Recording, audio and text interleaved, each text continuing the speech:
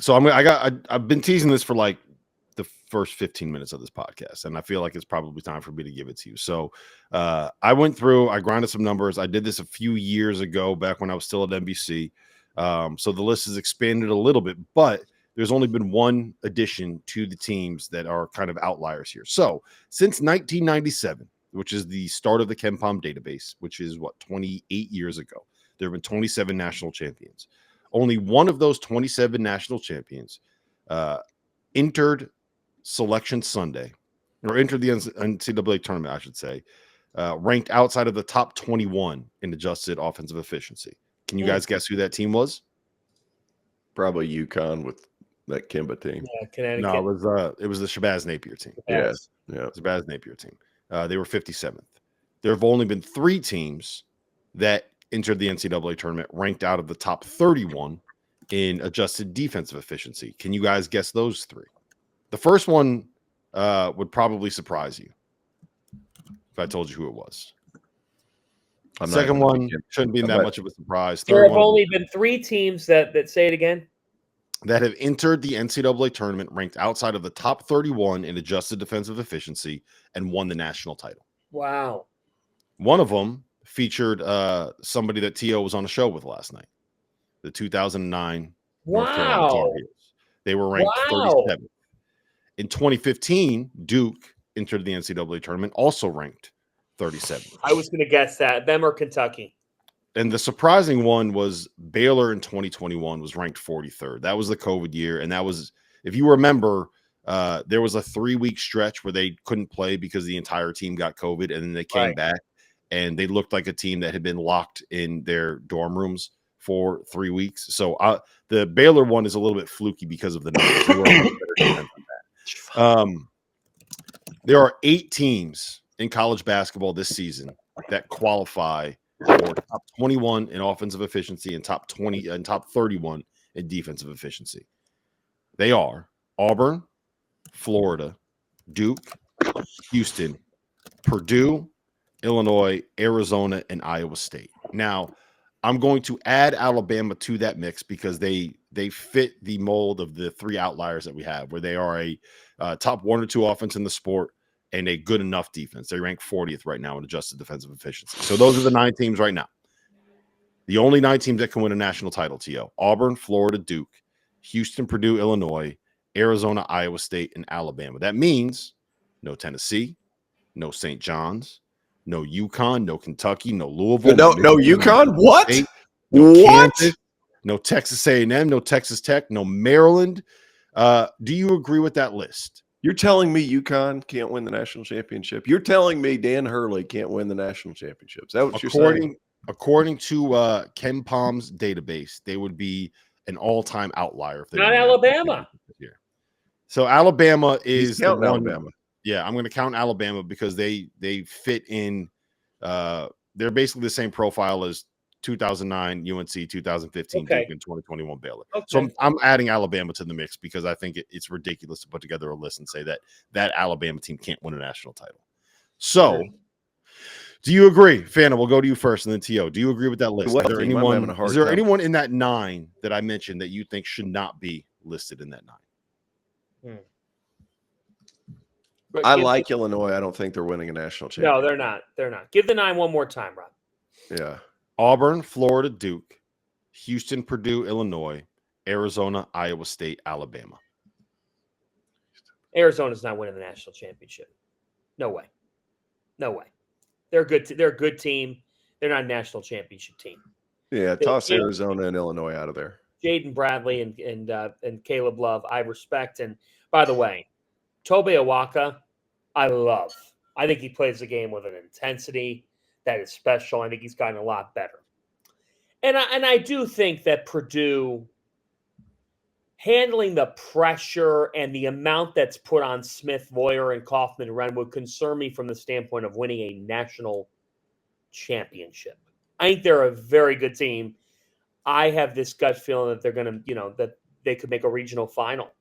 But it's to be one of the last 4 standing.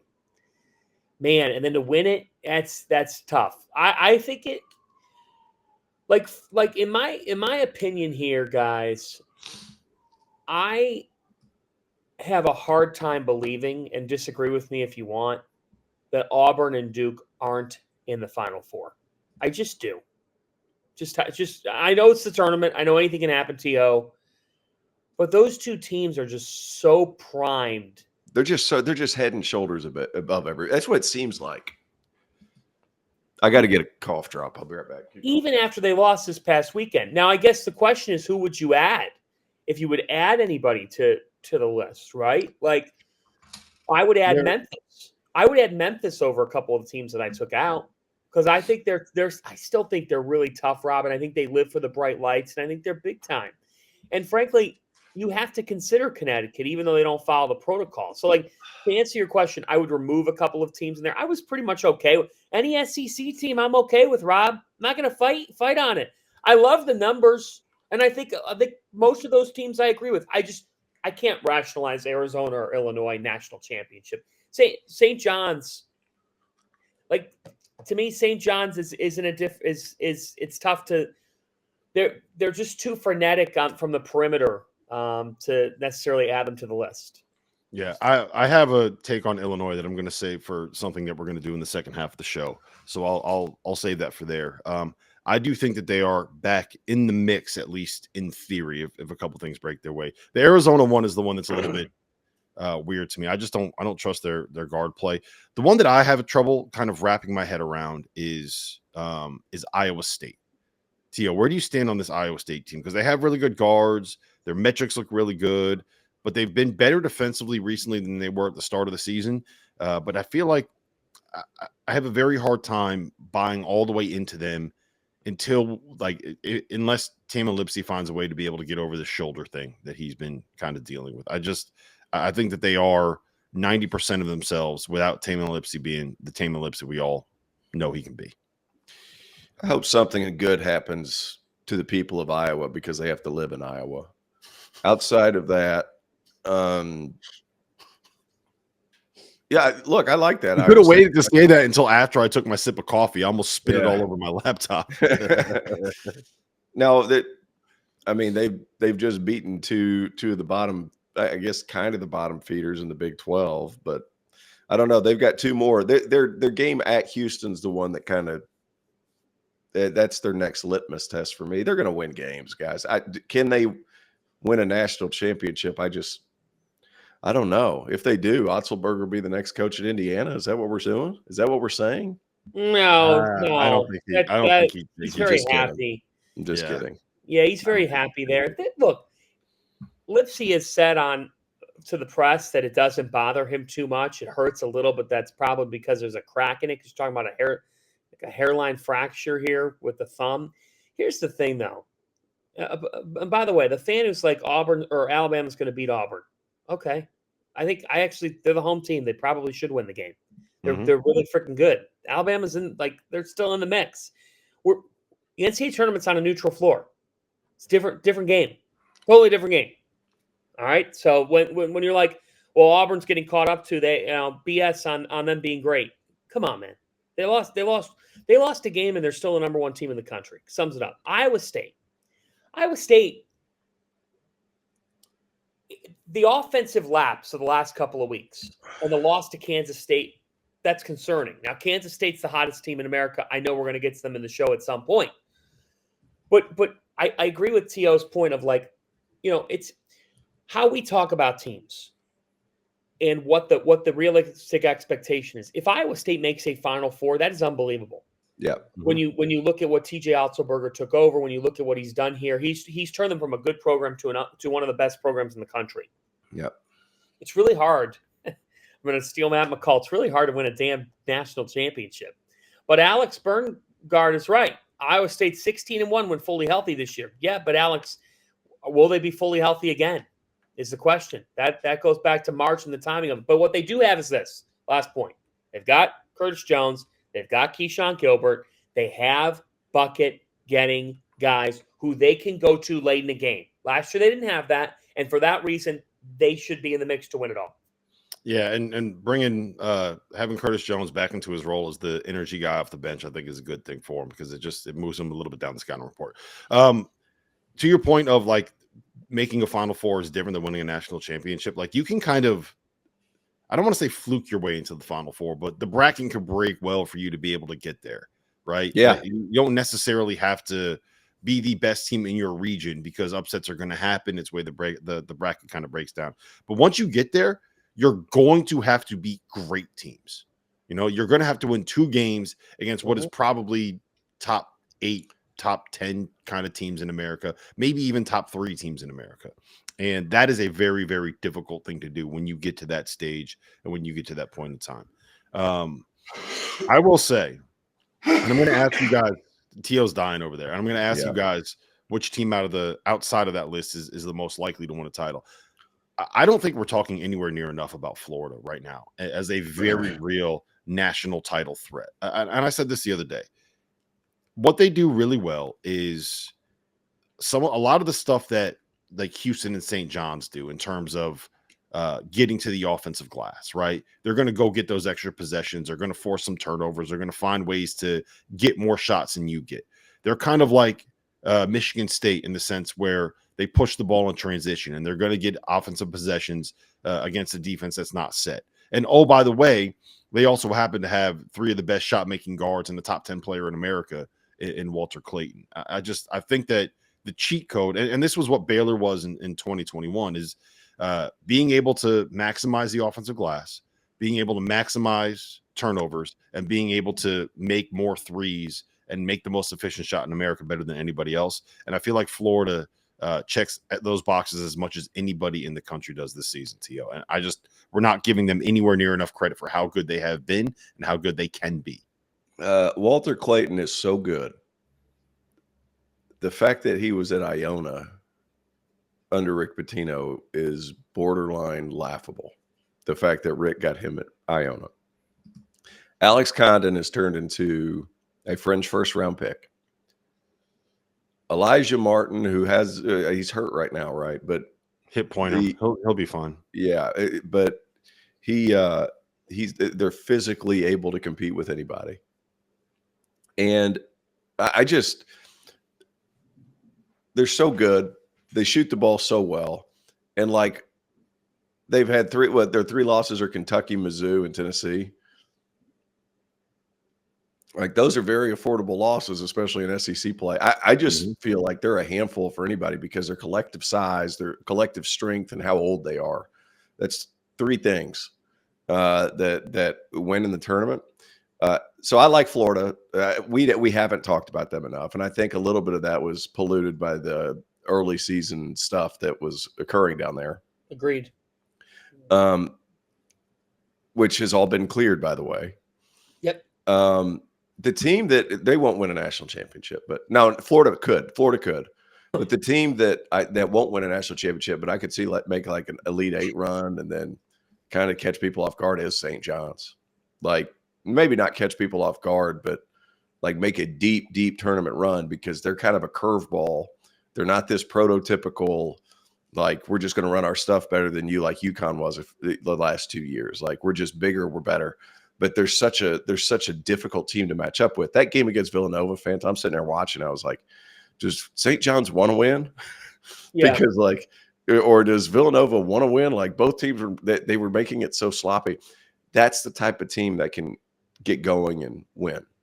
Well, it's a great point, and it does remind you a little bit of Houston, who is always at the table. They're seated there, and that's because Kelvin Sampson, he's made a Final Four with the Cougars, and they're a team that's fully capable of getting there because of the level that they guard and the way they can make a game on their terms. St. John's is like that. They put a game on their terms. Last night, Villanova was up by 11. In 2 minutes, they lost the lead. Yeah, that was crazy. It was a 14-0 run in 2 minutes. And you could say, well, Villanova, the collapse, they unraveled. That's St. John's. It's what they did to frustrate UConn offensively.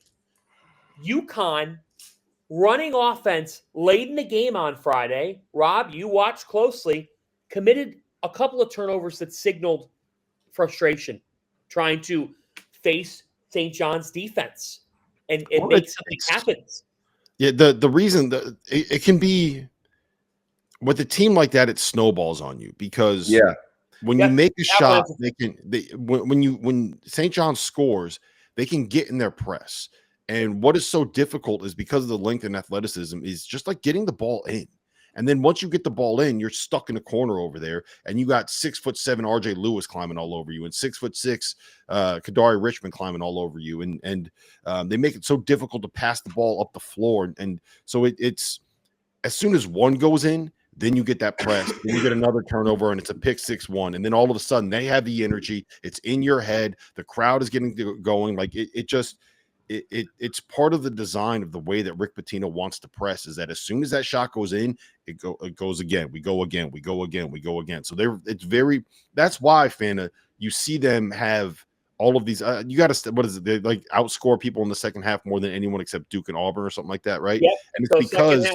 Right. And it's because, they throw on that press a lot more aggressively in the second half than they do in the first half. And it's like it's a war of attrition.